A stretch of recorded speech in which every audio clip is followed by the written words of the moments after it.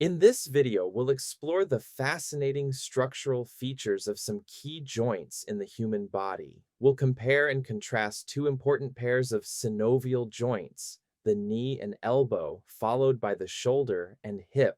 By examining their similarities and differences, we'll better understand how their unique structures support their specific functions. Let's begin with the elbow, which is a classic example of a hinge joint. The elbow joint is formed where three bones meet, the humerus of the upper arm and the radius and ulna of the forearm. The joint is enclosed by a protective capsule and supported by strong ligaments. The hinge of the elbow is technically known as the humerulnar joint, which has a tight bone-to-bone fit between the trochlea of the humerus and the trochlear notch of the ulna. This structure restricts movement of the humerulnar joint to flexion and extension. The elbow's stability comes from several key structures. In addition to the tight fit between the trochlea and the trochlear notch, the collateral ligaments on both sides prevent sideways movement. The other major joint of the elbow is the proximal radioulnar joint. This pivot joint allows the movements of pronation and supination. A unique feature is the annular ligament, which wraps around the head of the radius like a ring, allowing it to rotate during forearm movements while keeping it securely in place. Moving to the knee joint, we find another example of a hinge technically known as the tibiofemoral joint.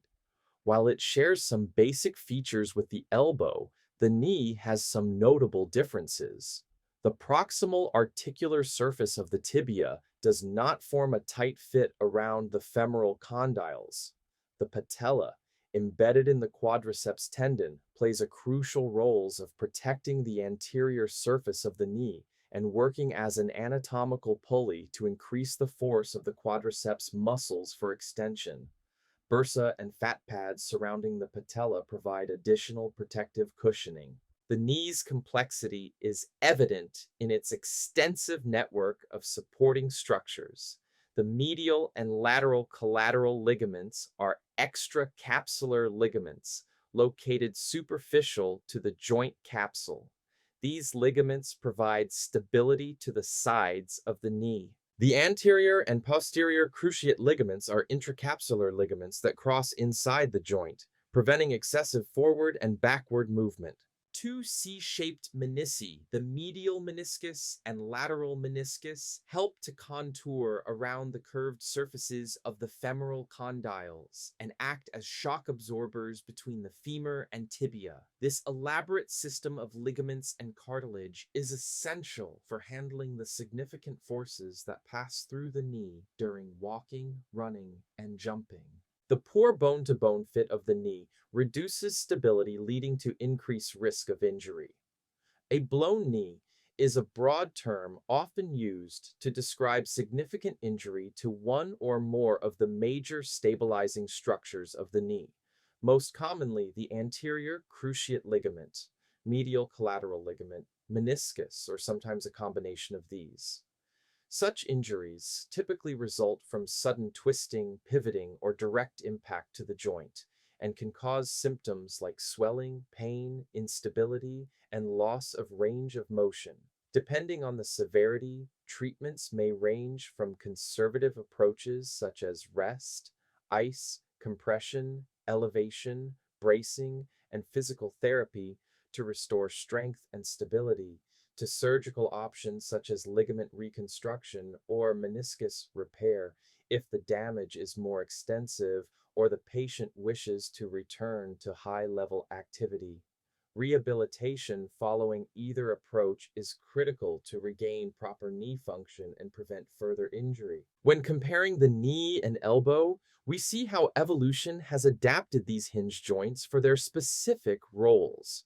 While both allow primarily for flexion and extension, the knee requires significantly more supporting structures due to its weight-bearing function and upright posture demands. The presence of the patella and menisci in the knee, absent in the elbow, reflects these different functional needs. Now let's turn our attention to another fascinating comparison: The shoulder and hip joints. Both are classified as ball and socket joints, allowing movement in multiple directions. While they share this basic structural similarity, we'll see how they've evolved very different features to serve their distinct purposes. The shoulder joint or glenohumeral joint is designed for maximum mobility. It consists of the head of the humerus fitting into the shallow glenoid cavity of the scapula. The joint capsule is relatively loose and the socket is quite shallow. This design is supported by the rotator cuff muscles, which form a crucial network around the joint. The shoulder's supporting structures are primarily muscular rather than skeletal. The rotator cuff muscles and their tendons form a dynamic sleeve around the joint. The glenoid cavity is a shallow socket that articulates with the head of the humerus.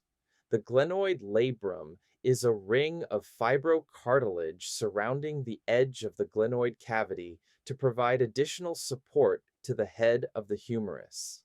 The structure of the shoulder joint allows for an incredible range of motion, making the shoulder the most mobile joint in the body, though at the cost of some stability, as the shoulder joint is the most commonly dislocated joint in the body. The hip or acetabulofemoral joint, in contrast, shows us a different approach to ball and socket design. Here, the head of the femur fits deeply into the acetabulum of the pelvis. The joint capsule is much more robust than in the shoulder, and the socket is significantly deeper. The acetabular labrum extends the socket's rim, creating an even deeper cup for the femoral head. This architecture immediately suggests a focus on stability over mobility. Supporting the hip are some of the strongest ligaments in the body. The joint capsule is reinforced by three major ligaments: the iliofemoral, pubofemoral, and ischiofemoral ligaments.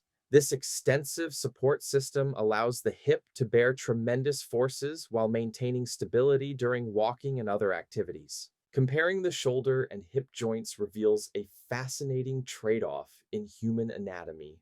While both are ball and socket joints, the shoulder sacrifices stability for exceptional mobility, allowing us to reach and manipulate objects in almost any direction.